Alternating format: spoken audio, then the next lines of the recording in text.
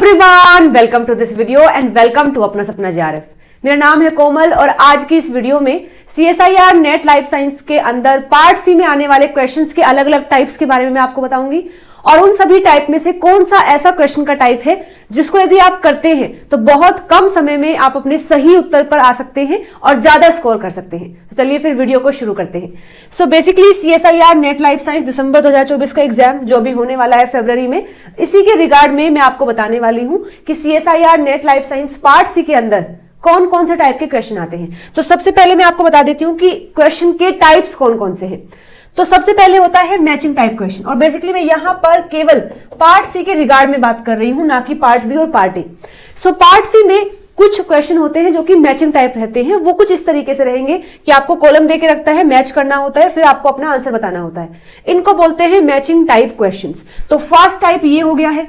Second type में आपको ऐसे क्वेश्चन दिखाई देंगे जो कि ग्राफिकल क्वेश्चन होते हैं। वन मोर थिंग, ये ऐसा नहीं होता है कि पहले सारे मैचिंग टाइप आ गए हैं, फिर सारे ग्राफिकल आए हैं, फिर सारे डायग्राम वाले आए हैं। वो रैंडमली आते हैं, लेकिन अगर वो सब इस टाइप से हैं तो आप उनको मैचिंग टाइप क्वेश्चंस कहेंगे। अगर वो कुछ ग्राफिकल में है, ग्राफ दिया गया है, तो आप उनको ग्राफिकल क्वेश्चंस बोलते हैं, जो कुछ इस तरीके से रहते हैं। उसमें ग्राफ में आपको एक्स पर एक अलग फैक्टर देके रखेगा, वाई पर अलग, और उसमें आपको बताना होता है कि कौन सी बात सही है या गलत है। तो सेकेंड टाइप ये हो गया है। थर्ड टाइप में हम रखते हैं डायग्रामेटिक क्वेश्चंस, जिसमें आपको एक डायग्राम दे दिया जाता है, उसी रिगार्ड में कुछ स्टेटमेंट दी जाती है और वहां आपको बताना होता है कि कौन सी बात सही है या फिर गलत है। तो ये आपका थर्ड टाइप हो गया है, जिसको हमने डायग्रामेटिक क्वेश्चन कहा है। इसके बाद फोर्थ क्वेश्चन की बात करें, फोर्थ टाइप की, तो ये होता है मल्टीपल स्टेटमेंट क्वेश्चंस, जिसमें आपको कई सारे स्टेटमेंट दे के रखता है और फिर आपसे पूछ लेता है कि इनमें से बताइए कौन कौन से गलत या सही है। तो इनको बोलते हैं मल्टीपल स्टेटमेंट क्वेश्चन। इसके बाद फिफ्थ टाइप आप मान के चलिएगा न्यूमेरिकल क्वेश्चंस, जो कि आपके न्यूमेरिकल क्वेश्चन आते हैं जिसमें आपको फॉर्मूला बेस्ड या फिर कोई कैलकुलेशन करनी होती है, उसको हम न्यूमेरिकल क्वेश्चन के अंदर रखते हैं। इसके बाद नेक्स्ट आता है क्वेश्चन नंबर 6, जिसमें आपके एक्सपेरिमेंटल क्वेश्चन होते हैं। मतलब ऐसा नहीं कि वो कोई एग्जैक्ट बात है, वो एक एक्सपेरिमेंट आपके सामने क्रिएट किया जाता है, उसके बारे में सारी इंफॉर्मेशन दे दी जाती है। तब आपको बताना होता है कि इस एक्सपेरिमेंट में जो भी दिखाया गया है उसमें से कौन कौन सी बात सही है, कौन सी गलत है, या डायग्राम में या फिर जो भी दिया हुआ है आपको एक्सपेरिमेंट, उसमें क्या कंक्लूजन है, क्या कॉन्सेप्ट है। तो इनको हम बोलते हैं एक्सपेरिमेंटल क्वेश्चन। इसके बाद नेक्स्ट है क्वेश्चन नंबर, जो टाइप है वो 7th है, जिसमें एक सिंगल स्टेटमेंट का आंसर क्वेश्चन होता है। मतलब यहां पर आपको 4 स्टेटमेंट देके रखी हैं, चारों में से कोई एक सही है, वो आपको बताना है।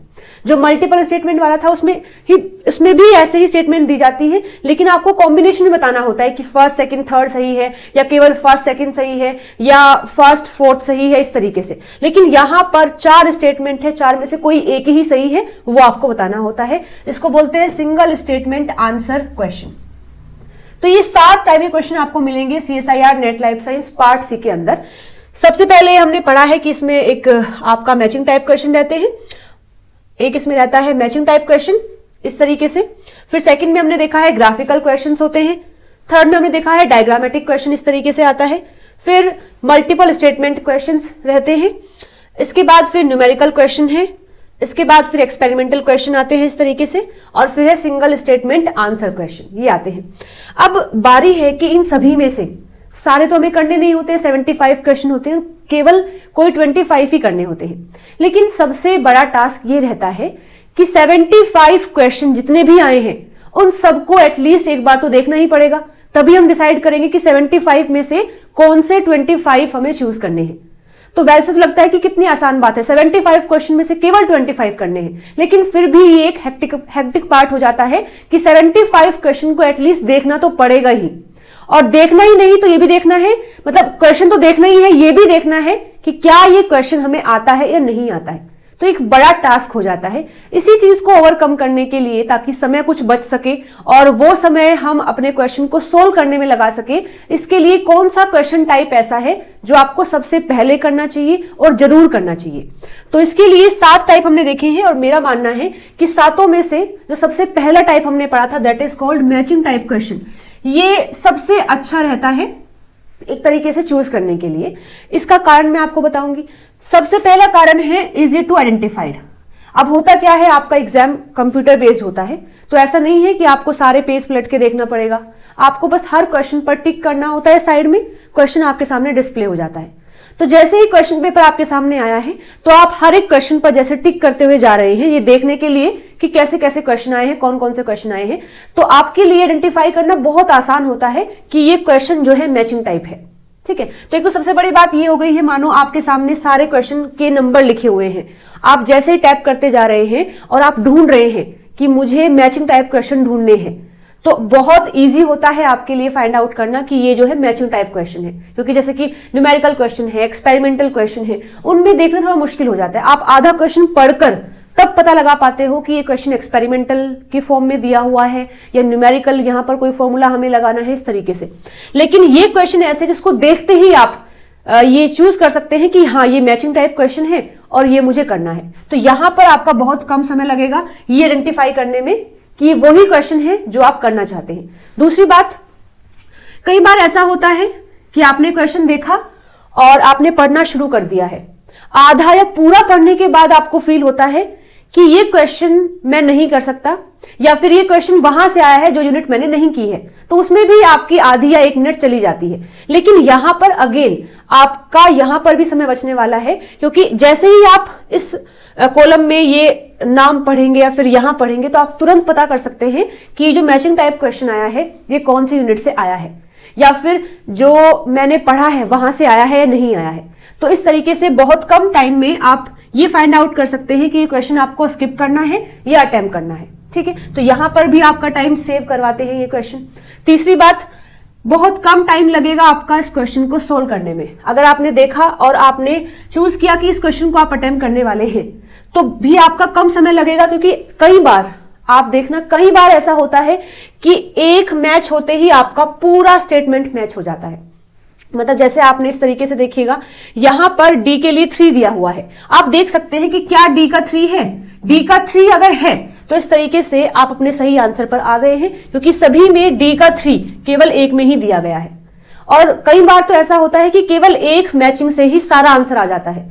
कई बार ऐसा भी होता है कि आपको 2 मैच करने के बाद अपना आंसर मिलता है। तो इस तरीके से भी ये जो क्वेश्चन है कम समय लगाते हैं सोल्व होने में, बस कंडीशन ये है कि आपको आना भी चाहिए। ठीक है, अच्छा, फोर्थ बात ये है कि यहां पर एक्यूरेसी रेट थोड़े ज्यादा हो जाते हैं। सपोज करो आपके पास मल्टीपल स्टेटमेंट वाला क्वेश्चन आया है, तो वहां पर होता क्या है कि आपने पूरा क्वेश्चन पढ़ा, हालांकि वो लेंथी तो होते ही हैं, पूरा क्वेश्चन भी पढ़ा, सारी स्टेटमेंट भी पढ़ ली है, लेकिन जब आंसर टिक करने की बारी आई है तो आप एक स्टेटमेंट में फंस गए हैं। अब उस एक स्टेटमेंट की वजह से आपने जितना भी टाइम अपने क्वेश्चन में दिया है, अब आप थोड़े से श्योर नहीं रहते हैं कि इतना टाइम दिया है, इस क्वेश्चन को छोड़ भी नहीं सकते, और करें तो आप पूरे श्योर भी नहीं हो। तो ऐसे क्वेश्चन के लिए हम कहते हैं कि एक्यूरेसी रेट थोड़ा कम हो जाता है, यानी आप कर भी रहे हो लेकिन आप श्योर नहीं हो कि ये आपका सही आंसर है। लेकिन यहां पर क्योंकि समय भी कम लग रहा है, लेकिन अगर आपने एक भी सोल्व कर लिया और सारी स्टेटमेंट मैच हो गई है तो यहां पर आपका जो एक्यूरेसी रेट है वो बढ़ जाता है। तो ये भी फायदा इन क्वेश्चन में रहता है।